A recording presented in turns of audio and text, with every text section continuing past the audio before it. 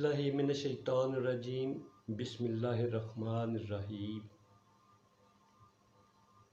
अस्सलामु अलैकुम वरहमतुल्लाहि वबरकातुहू।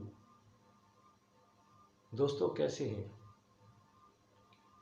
अल्लाह से उम्मीद है कि आप जहाँ भी होंगे उसी की पनाह में आफियत से होंगे। दोस्तों, आज हम देखते हैं कि जो रजीम चेंज हुआ है, इसमें हमारी सियासी पार्टियां जो हैं, जो इसका हिस्सा बनी, जो इससे मुतासर हुई, उनका अपना किरदार जो है वो उनके अपने लिए कितना नुकसानदेह हुआ। जो हुकूमत में थे, हुकूमत में हैं, इनसे ऐसी क्या गलतियां सरजद हुई कि जिसके सिलसिले में रजीम चेंज करना पड़ा, एक बहाना मिला। तो सबसे पहले हम आ जाते हैं, जो मौजूदा हुकूमत है यहीं से स्टार्ट लेंगे। मुस्लिम लीग नून और इसके साथ पीपल्स पार्टी। मुस्लिम लीग नून अगर थोड़ा सा सब्र कर जाती, इनसे क्या गलती हुई है? जल्दबाजी, इक़्तिदार की हवस, मुकदमात का खौफ, इनके आने की मुहरकात में शामिल है, पसे पर्दा आने की वजूहात हैं। इन्होंने उस रजीम चेंज का हिस्सा बनकर कितना बड़ा नुकसान किया, एक इतना बड़ा डंड डाला जिसकी तलाफी करना इनके लिए नामुमकिन हो चुका है। अब ये देखिए ना, इमरान खान साहब की हुकूमत थी, सारे लोग महंगाई से तंग थे, उनकी पॉलिसियों से तंग थे। उनके जिस वक्त हुकूमत गिरी, लोग सख्त नालां थे उनकी कारकर्दगी से। मुल्क में महंगाई, बेरोज़गारी, कर्ज़ों का बोझ, गर्ज, हर चीज़ से लोग, वो नहीं कहते, नक्को नक हो चुके थे। और लोगों का जो जितने सर्वेज हुए, उनमें तहरीक इंसाफ अपने पस्तरीन ग्राफ पे पहुंच चुकी थी पॉपुलैरिटी के लिहाज से। और लोगों का ट्रेंड किधर था? वो था नून लीग की तरफ, पीपल्स पार्टी की तरफ नहीं, नून लीग की तरफ। एक बहुत बड़ी तादाद जो है वो पीटीआई के, जिन्होंने वोट की, सपोर्ट की, वो माइल हो चुके थे कि नून लीग ही ठीक है, उसको वोट देंगे। अगर नून लीग सिर्फ 1 साल सब्र कर जाती, 1-1.5 साल का अरसा था, तो यकीन जानिए क्लीन स्वीप करते ये और पीटीआई जबरदस्त हो जाती। मगर हुआ क्या? हुआ ये कि वो जो हमलावर होता है ना, वो हमेशा किसी जगह शगाफ वहाँ डालता है जहाँ हिस्सा कमज़ोर हो। पुराने अदवार में हुआ करता था कि जब किला हुआ करते थे और किले को वो देखते थे कि कमज़ोर जगह कौन सी है, वहाँ से हमलावर हुआ जाए। फिर किले के अंदर खामियां क्या है मौजूद लोगों में, उनसे फ़ायदा उठाया जाए। ये मद्देनज़र होते थे, उनके अहदाफ होते थे, जिनको सामने रख कर वो किला फतह कर लेते थे, उन्हीं चीज़ों से फ़ायदा उठाते हुए। अमेरिका बहादुर जो है, उसी का नाम लिया जा रहा है। उन्होंने देखा कि पीटीआई गैर मकबूल होती जा रही है, पीटीआई गैर मकबूल होती जा रही है। सर्वे जितने करवाए गए एजेंसियों की तरफ से, जितने तौर पे वो पीटीआई की अपनी गवर्नमेंट ने सर्वे करवाए, उनमें वो पस्तरीन सतह पर जा चुके थे। वजह क्या थी? महंगाई, बेरोज़गारी, गुर्बत, मुल्क पे कर्ज़ों का बोझ, मुआशी बदहाली और अदारों में आपस में मिसअंडरस्टैंडिंग्स। तो उन्होंने फैसला किया ये एक सुनहरी मौका है चोट लगाने का। انہوں نے جو بھی کیا، جس نے کیا، امریکہ یا کوئی بھی ہے، جو بھی فائدہ اٹھانے والے ہیں، ہماری نظر میں سامنے جو رجیم چینج کا پس پردہ طاقت جو ہے، سپر پاور، وہ انہی کا نام لیا جاتا ہے۔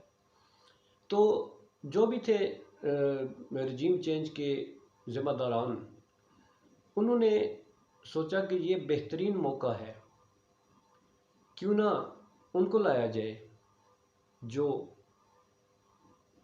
چاہتے بھی ہیں اقتدار میں آنے کے لیے، مہم بھی چلاتے ہیں، جلسے بھی کرتے ہیں، قطع نظر اس کے کہ وہ مختلف اداروں کے خلاف کیا بیانات دیتے ہیں، ان کے لیے کیا جذبات رکھتے ہیں، نام لے لے کے جن کو وہ مورد الزام ٹھہراتے ہیں،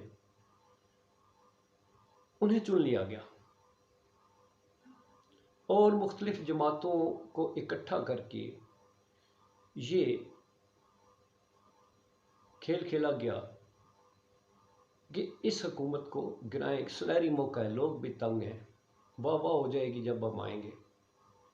مگر ہوا کیا، جو ہی حکومت تبدیل ہوئی، لوگوں کا ایک ہجوم تھا، لاکھوں کی تعداد میں دنیا باہر نکل آئی، جس پہ عمران خان صاحب خود پریشان تھے۔ وہ خود پریشان تھے کہ یہ لوگ تو مجھ سے، میرے ساتھ تو کھڑا ہی کیوں نہیں ہوگا۔ مگر پہلی دفعہ جب انہوں نے لوگوں کا ریئیکشن دیکھا تو وہ تو خود کہتے ہیں کہ میں پریشان ہو گیا کہ اتنی تعداد میں دنیا میرے لیے نکل آئی ہے سڑکوں پہ۔ لے جی کیا ہوا، عمران خان صاحب نے وہیں اڑان بھرنے کی ٹھان لی۔ انہوں نے کہا کہ یہ موقع ہے، عوام اب میرے ساتھ ہے، اب میں جو رجیم چینج ہوا ہے، میری جو حکومت چینج کی گئی ہے، اب میں ان کو بتاؤں گا کہ یہ حکومت کیسے چینج ہوئی ہے۔ دوسری طرف آئیے، نون لیگ، پیپلز پارٹی، باقی جماعتیں رسوا ہو کے رہ گئی۔ اگر یہ صبر کر لیتے تو میں کہتا ہوں باقی جماعت کوئی بھی نہیں، اکیلی نون لیگ بھاری اکثریت کے ساتھ انتخابات جیت کر اسمبلیوں میں ہوتی، 2/4 کے ساتھ وہ آتی۔ مگر کہتے ہیں نا، لالچ بری بلا ہے۔ اب کیا ہوا، وہ عوام جو تحریک انصاف کی پالیسیوں کی وجہ سے نالاں تھی، اس سے زیادہ باقی پارٹیوں کے لوگ بھی ان کی موجودہ کارکردگی کو دیکھتے ہوئے وہ پی ٹی آئی کے ساتھ ہو گئے، کیونکہ یہ لوگ تو یہ کہہ کے آئے تھے کہ ہم لوگ مہنگائی ختم کرنے آ رہے ہیں۔ لوگ عمران خان کی مہنگائی سے تنگ تھے، اس سے زیادہ مہنگائی تو انہوں نے کر دی۔ لوگوں نے دیکھا اس نے پیٹرول تو کم سطح پر رکھا ہوا تھا، تو انہوں نے آ کے وہ کہاں سے کھاں لے گئے۔ عمران خان کہتا تھا کہ عالمی مسئلہ ہے مہنگائی، تو یہ تنقید کرتے تھے، مگر یہ آنے کے بعد یہ اب خود وہی گردان شروع کر دی ہے انہوں کہ جی مہنگائی ایک عالمی مسئلہ ہے، ہم کچھ نہیں کر سکتے۔ وہ جو مہنگائی مارچ والے تھے، وہ انہوں نے سخت فیصلے کرنے شروع کر دیے اور کہا جی کہ ہم معیشت کو کنٹرول کرنے کے لیے سخت فیصلے کر رہے ہیں۔ اس کے سلسلے میں کیا ہوا، اس کے سلسلے میں لوگوں کا برا حال ہو گیا۔ پیپلز پارٹی کا کیا ہوا، پیپلز پارٹی والے اپنی ایک گیم کھیلنا شروع ہو گئے، آ گئے تھے نا، وہ بھی تھے ساتھ۔ میں تو کسی اور جماعت کا ذکر ہی نہیں کروں گا، کیونکہ باقی تو چھوٹی چھوٹی وہ کیا کہتے ہیں، وہ ہیں جن کی اپنی ٹانگیں کی سواریاں بھی پوری نہیں ہوتی، مگر وہ ان کو چونکہ لایا گیا اس میں اکٹھ کر کے، حالانکہ اس رجیم چینج کی ضرورت ہی کوئی نہیں تھی۔ عمران خان اسمبلیاں توڑ چکا تھا، وہ انتخابات کا بھی اعلان کر چکا تھا، مگر ایک پالیسی تھی کہ اس کو عدم اعتماد سے ہی گرانا ہے، تو وہ سارا حصہ جو بھی ہے وہ ایک الگ بحث ہے۔ مگر ان پارٹیوں کی غلطیوں کی وجہ سے فائدہ نقصان میں جاتے جاتے پی ٹی آئی منافع میں چلی گئی۔ نون لیگ کو سب سے بڑا ڈنٹ پڑا یہ حکومت لے کے، اتنا بڑا، یہ لوگ خود مانے نہ مانے، نظر جو آ رہا ہے وہ یہی ہے کہ ناقابل تلافی نقصان پہنچایا ہے، اور ابھی بھی ابھی بھی یہ سنبھل سکتے ہیں، ان کی پالیسیاں اس طرح کی نہیں بن رہی، بھلے اسحاق ڈار صاحب آ جائے، کوئی اور آ جائے، انتخابات کرا دیں، اپنی دانست کے مطابق اچھا فیصلہ کر لیں، اب بھی بچت ہو سکتی ہے، قبل اس کے کہ جو لوگ جو ہیں وہ مزید مہنگائی سے نالاں ہو جائیں۔ اللہ کرے اسحاق ڈار صاحب آئے ہیں، یہ اچھی پالیسیاں متعارف کروائیں، ملک کو صحیح سمت میں ڈال دیں، تو ہر کوئی معترف ہوگا۔ پھر لوگ بھول جائیں گے پہلے کیا کیا تھا، لوگ یہ کہیں گے کہ اب کیا کیا ہے، قرضوں کا بوجھ کم کر دیا ہے، معاشی ترقی میں آگے نکل گئے ہیں، ہمارا ریزروز بڑھ گئے ہیں، ہماری بے روزگاری کی سطح جو ریشو ہے وہ کم ہو رہی ہے، ہمارے جو مہنگائی ہے، آٹا ہے، چینی ہے، دالیں ہیں، مہنگائی میں مطلب یہ عام لوگوں کے کردار میں زندگی میں ان کا بہت بڑا کردار ہے۔ کھانا پینا نا، زندہ رہنے کے لیے ان چیزوں کی ضرورت ہوتی ہے، اگر وہ لوگوں کی پہنچ میں آ جائیں۔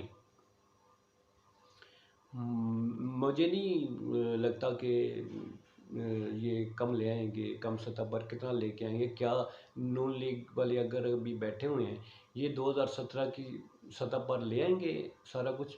پیٹرول کی قیمتیں جو ہیں آج $70 فی بیرل ہو گئی ہے، اس لحاظ سے آپ پیٹرول کیوں نہیں کم کریں؟ سننے میں آیا ہے 15 روپے کم کریں گے، مگر 15 روپے تو نہیں بنتا، اس سے کم کریں گے تو گزارا ہوگا۔ 215 روپے کریں گے کیا 220 روپے کر دیں گے کم کر کے؟ تو اس سے تو ایسے لولی پاپ والی باتیں نہ کریں۔ اگر آپ لوگوں کو ریلیف دینا چاہتے ہیں تو پھر صحیح معنوں میں ریلیف دیں جو نظر آئے۔ وہ کہتے ہیں نا، جو کرتے ہیں ہوتا ہوا نظر بھی آئے۔ اگر نظر نہیں آئے گا تو لکھ لیں، یہ جو اقتدار میں شامل جماعتیں ہیں یہ نوٹ کر لیں کہ ان کا ووٹ بینک اور گر جائے گا، اس لیے سنبھالنا آپ کا کام ہے، باقی مرضی کے مالک ہیں جی۔ تو دوستو آج ذرا ہٹ کے تھوڑے سے موضوعات تھے، اس پہ بات کر رہا تھا، چونکہ میں کہتا ہوتا ہوں نا آپ لوگ ایک فیملی کی طرح ہیں، تو جو ذہن میں آتی ہے میرا دل کرتا ہے آپ لوگوں سے بات کریں، مگر چونکہ آپ سے فیڈ بیک نہیں ملتا، مجھے لگتا نہیں ہے کہ آپ لوگوں کو میری کسی موضوع کو لے کے اس پہ ڈسکس کرنا کیسا لگتا ہے، تو اس میں اگر آپ اپنی رائے دیں گے تو میرے لیے وہ بہت پریشیس ہوگی۔ تو اسی کے ساتھ چلتے ہیں جناب، کیا سب سے پہلے پاکستان زندہ باد، پاک فوج پائندہ باد، اللہ حافظ۔